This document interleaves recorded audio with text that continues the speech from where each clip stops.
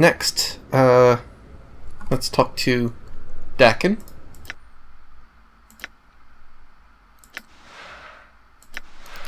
My past is not known to you. It is not my will that you should know it. Know that I bear the scars of one who has traveled the plains. Know that I have never rested long in any one place. Know that I bear the weight of one who has traveled far to be in this place. Know that I am a Githzerai. Know that I am of the people of Zerthamon. It was Zerthamon who knew the Githzerai before we knew ourselves. He knew what had to be done to free us. From his knowing came action. From his knowing, freedom was born. The Githzerai ceased to be slaves and became a people. Know that I follow the unbroken circle of Zerthamon. His words are known to me. His heart is known to me. All that remains is I know myself. Alright, just gonna adjust something off screen for a second. What is your will? Okay. Everyone just shuffled places a bit while I was getting the party sorted out and talking to Dakin. Dakin turns to you, his eyes like polished coal. His blade mirrors his eyes for a moment as you address him, then he nods. What is your will? There are things I would know, Dakin. Ravel called you a slave, and what did she mean by that? The hag, she knows nothing. Dakin's blade ripples, and you watch as the edges become grayed and dulled. His face clenches, and he speaks through his teeth. It is not my will to speak of this.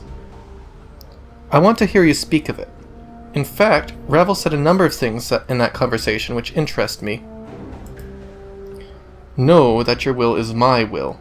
When you speak, know I must hear you. Know that your words may stay my blade or guide it to the throat of another.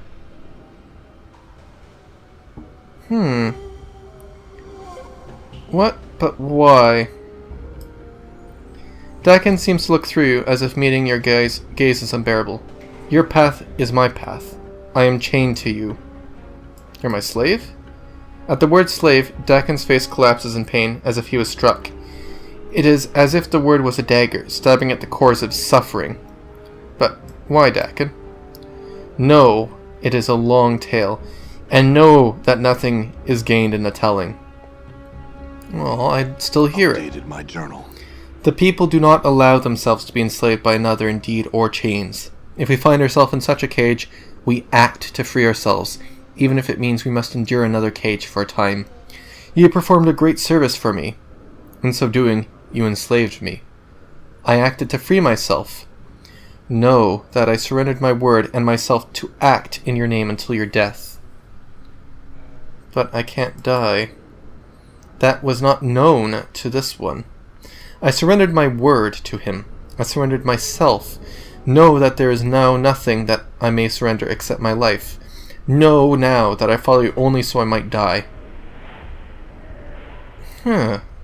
Okay, so in a past life, he swore himself to us until our death, but since we don't die, he's permanently our slave in a sense, I guess. So what did I do for you, exactly? You saved this one's life. In exchange, your life became mine. How did I save your life? Upon the rolling plain of limbo, the people shape cities from the chaos within their thoughts. Know that there is no place for a divided mind. And his blade sharpens. Go on. A divided mind is an unfocused mind. A divided mind fractures walls and weakens stones. Many divided minds may destroy a city. I think we've already seen this.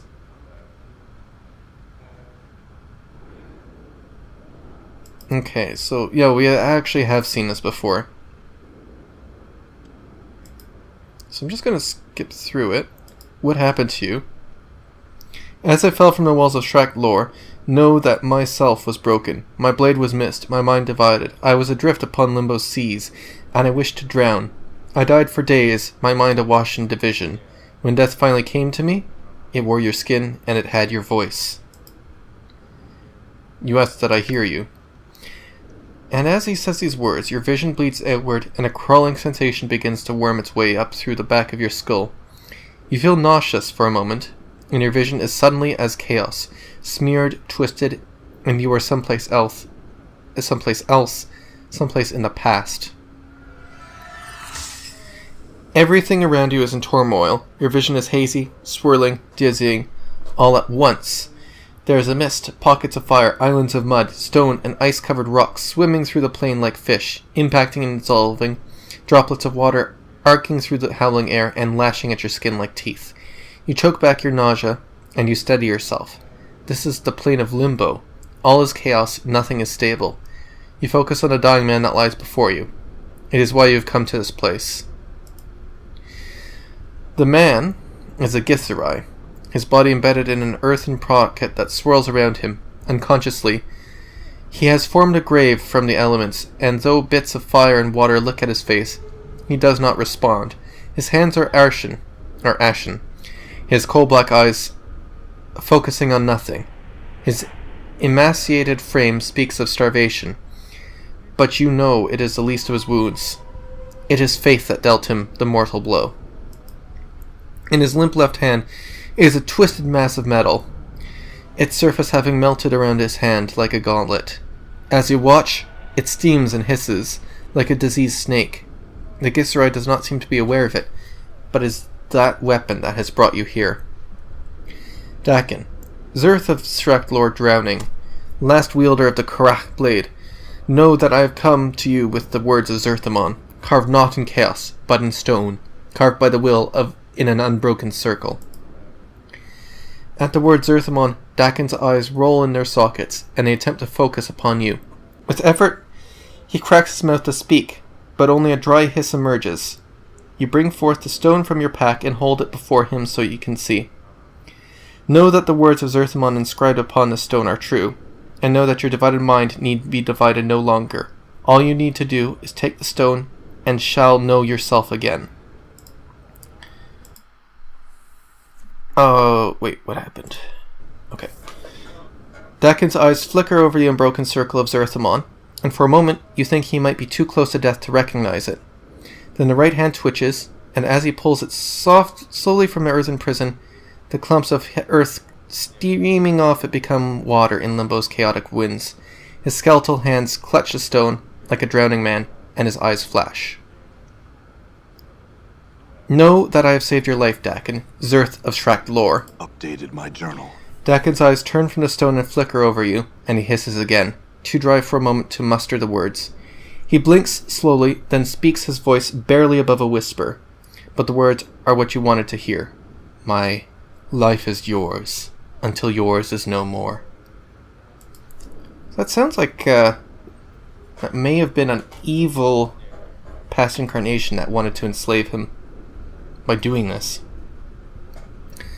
I heard your words, the chaos in my mind became still. I knew myself again. Updated my journal. Okay, so actually, in light of all this,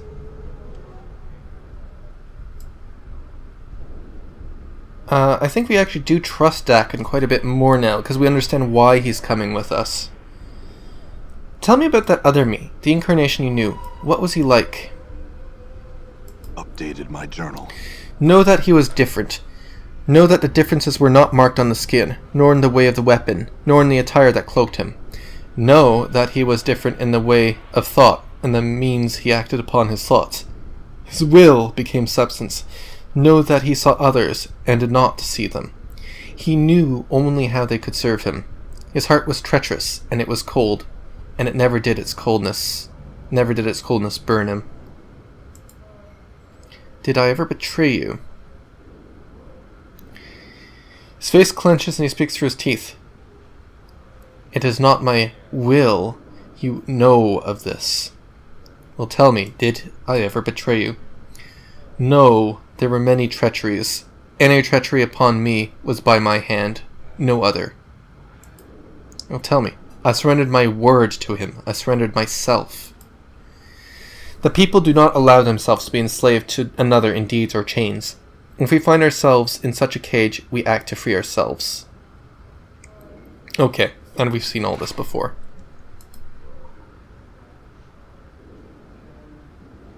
It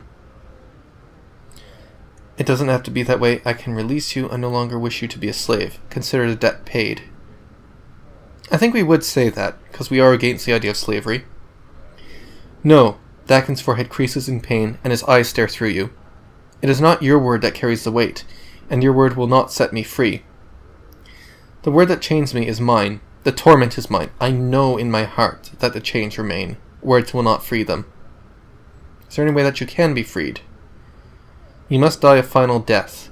Yet your path is not death's path. There's no resolution to this matter. Well, it sounds like if we swear to find a solution, that means that we die, and I don't think we want to say that. We'll speak of this another time. The matter is not closed. Let's move on. Good. Let's talk to Fall from Grace, the priest. Or priestess. My past is not a long one, at least by Tanari standards. I do not know if you are familiar with the Tanari, but we are a race of the Abyss, a staggered series of planes filled with chaos and evil hearts. I am a Tanari, a fiend, a succubus. I grew up upon the first plane of the Abyss. My mother was a succubus herself, as I'm sure you are aware. Succubi tempt mortals to bring back their souls to the Abyss. My mother was among the finest, seducing countless mortals men to their eternal damnation. She now dwells in the Abyss, selling her children into slavery. She sold me to the Batazu, the blood enemies of the Tanari. I think she rather expected that they would kill me, despite her knowing of other subjects. She knows little of their culture and the delight they take in tormenting others. Fortunately, the Batazu are a proud species. The thought a Tanari could best them at anything was something intolerable to them. So I challenged one of the proudest of the Cornugon to a contest of improvisation, and it was here that my Tanari heart allowed me to win the day. The Tanari are chaotic creatures, wild and unpredictable. The Batazu are more cunning fiends with orderly hearts. They understand improvisation, but they are not among its best practitioners, and thus I won my freedom. That was a very long time ago. I left the lower planes for Sigil. I encountered a society of sensation, and my experiences upon the Batazu instilled in me a desire to learn more of the multiverse. Why? I believe there is a truth to the multiverse, even if that truth is that there is no truth at all. I believe that the planes are meant to be experienced, and the more one experiences, in traveling, in joy, in pain, in merriment, or in suffering, the more the multiverse reveals itself to you, and the more you are revealed to yourself. Okay. So, Grace. Yes?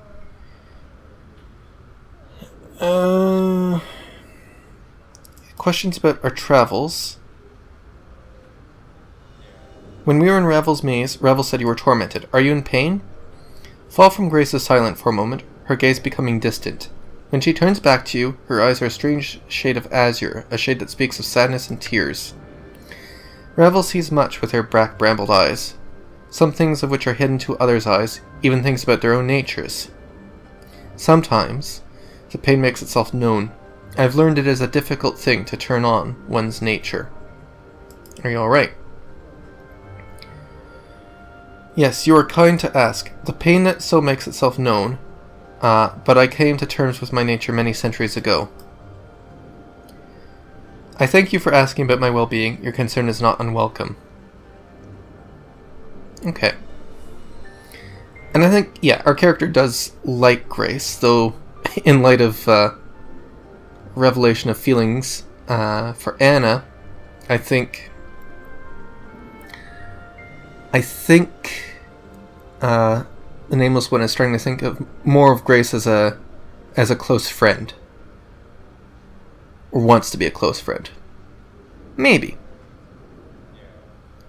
I think the Nameless One is still confused. But that's what I think, that's what I see coming out of this. Alright, other questions? What's this about your diary? I don't think we'd say, can I read your diary? Can you tell me about it? Just thought I'd ask. Okay. And finally, Ignis. And I suspect this is going to be a very short biography. No, okay, this is actually a pretty long one. No more talk and wander. Ignis wishes to burn.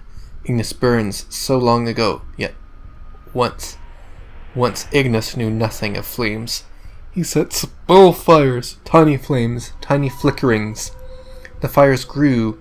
Ignis set fires in the streets, and lit the fires of anger in their hearts. They sought to punish Ignis. The small fires flies from the hive. They wished to see Ignis burn after Ignis set fire to their streets. Tiny magelings, hedge wizards, runecasters. Tiny sparks of magic came to punish Ignis for hurting their loved ones. He sentenced Ignis to burn, made Ignis a torch, a spitting flame, burning. It was justice, they said. But it was not a sentence. There is no much flames and pain that there is no pain. There is light and heat, and flesh runs as tallow across my bones. And for the first time, Ignis was pleased. When the plains burn and all life is torches, then Ignis shall at least be at peace. So he's obviously a chaotic character. Highly chaotic character. Let's talk. Actually, before we do that, let's save here.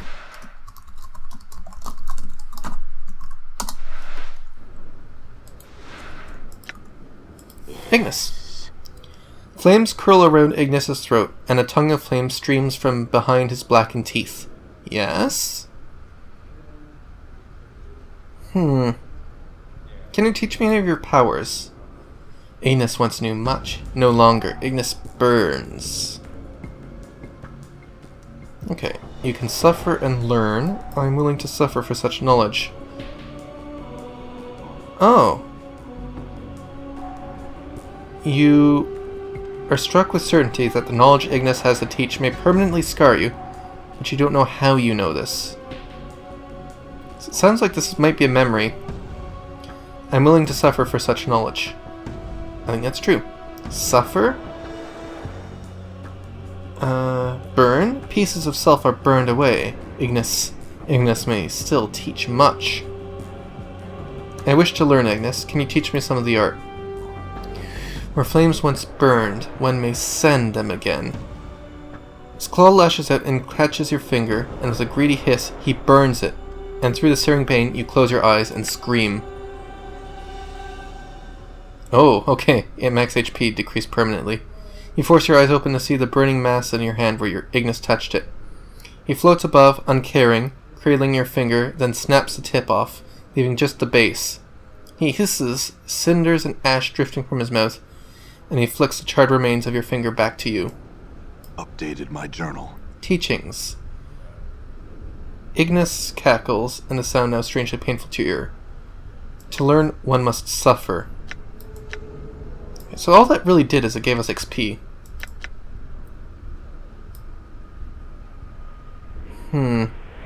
Enough, Ignis. We'll speak again later. So